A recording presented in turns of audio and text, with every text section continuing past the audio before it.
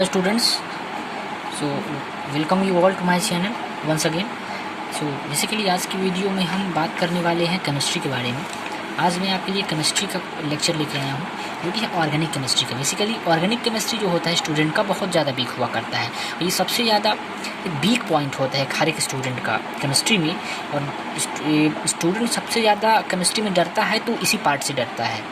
हालांकि inorganic chemistry भी उतनी ज़्यादा इजी नहीं होती, उसमें भी स्टूडेंट्स कई बार डर जाते हैं. लेकिन ऑर्गेनिक केमिस्ट्री में जब बड़े बड़े रिएक्शंस होते हैं उसको देख कर स्टूडेंट्स उन्हें फियर पैदा हो जाता है एक प्रकार का. तो इसी फियर को दूर करने के लिए हम आपके पास आ चुके हैं. आपको केमिस्ट्री से आपको डरना नहीं है, बस केमिस्ट्री को आपको आराम से पेशेंस के साथ समझना है. देखिए ऑर्गेनिक केमिस्ट्री सबसे ज़्यादा सरल होती है यदि इसको अच्छे तरीके से समझा जाए. अगर इसके फॉर्मूले को, इसके मैकेनिज़्म को, इसके क्रियाविधि को अच्छी तरीके से समझा जाए तो organic chemistry is the most easiest part of our organic chemistry. Okay, so if we study it in a better way we can understand it easily. Okay, so don't be scared at all. I am here to help you. Okay, so organic chemistry में चलिए बात करते हैं. First of all आपको करना क्या है organic chemistry में. ऑर्गेनिक केमिस्ट्री को स्टार्ट करने से पहले आपको सबसे पहले आपको बेसिक्स क्लियर करना है. और बेसिक्स आपको आपकी 11th क्लास में पढ़ाया जाता है. जिस किसी स्टूडेंट ने 11th में बेसिक्स अपनी ऑर्गेनिक केमिस्ट्री में नहीं की है उसको 12th में बहुत ज़्यादा प्रॉब्लम होगी, मैं बता दे रहा हूँ. तो सबसे पहले आपको बेसिक्स क्लियर करना है. हालाँकि मैं यहाँ पर बेसिक्स लेकर चलूँगा. तो यहाँ पे आज की वीडियो बनाने का मेरा पर्पज़ यही है कि आपको बस इसको इंट्रोडक्शन दूँ कि कैसे आप ऑर्गेनिक केमिस्ट्री में अपने इसको मास्टर कर सकते हैं, कैसे आप इसमें एक्सपर्ट बन सकते हैं, कैसे आप इसमें अच्छा मार्क्स अचीव कर पाएंगे. इसके लिए मैं यहाँ पे इस वीडियो को बना रहा हूँ. बेसिकली ये वीडियो सिर्फ टिप्स के बारे में है. टिप्स, ऑर्गेनिक केमिस्ट्री के टिप्स के लिए मैंने बना रहा हूँ. तो ऑर्गेनिक केमिस्ट्री में सबसे पहले आपको क्या करना है, आपको फॉर्मूले याद करने हैं. फॉर्मूला याद करना. देखिए फॉर्मूला याद करने का मतलब ये नहीं कि आपको सिर्फ रटना है. फॉर्मूला को कैसे बनता कैसे है फॉर्म, आपको फॉर्मूला याद करने का तरीका समझना है. जैसे आपको समझ लिया कि यहाँ पे मेथेनॉल का फॉर्मूला आपको पता है. मेथेनॉल, जैसे मेथेनॉल में सबसे पहले आपको पता होना चाहिए मेथेनॉल है क्या, मेथेनॉल बना कैसे. तो मेथेनॉल में मिथ मतलब कि एक कार्बन होगा तो इसमें एक कार्बन होगा, मैंने हमने सी लगा दिया.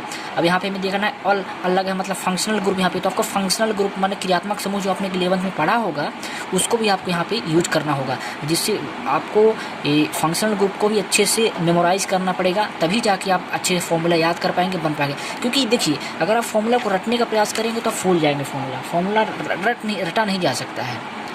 आप कितने फॉर्मूले रटेंगे, बहुत सारे फॉर्मूले होते हैं. तो फॉर्मूला को रटने के बजाय आपको you have to try to make the formula by yourself. Okay, you have to know that how the formulas are formed. You have to learn the formation of the formula. Okay, it's not the right way to mug up all the formulas. The right way to understand how the formulas are formed. Okay, so as you can see here OH, it is a functional group. And if anyone doesn't know what is this, is it a functional group or not, then you will not be able to understand this. You will definitely get confused. What is this and what is the name of this, and you will not be able to name its IUPAC name as well. Okay, so it is very important to understand the right concept of formula formation. So this is all. So first of all formula yaad, and the second thing that you have to do is to understand the basic reactions. There are some basic reactions in class 11th. Okay, some basic reactions like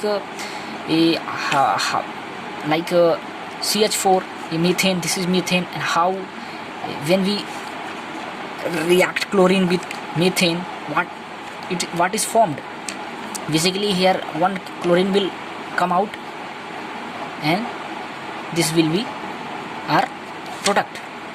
So these are some basic reactions that you have to learn and you have to understand. Here my focus is just on understanding, not on mugging up, not on memorization and all.